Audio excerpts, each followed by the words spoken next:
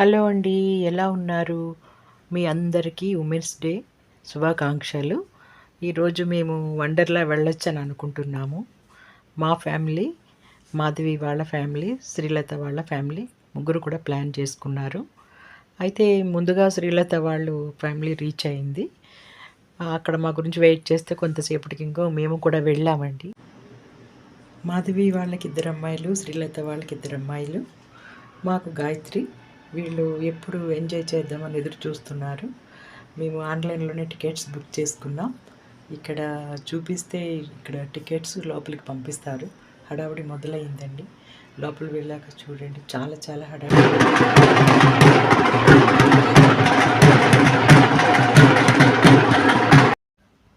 మేము కొంచెం లేట్‌గా వెళ్ళడం వల్ల చాలా వరకు మిస్ అయ్యాము. మా పిల్లలైతే చాలా ఎంజాయ్ చేశారు.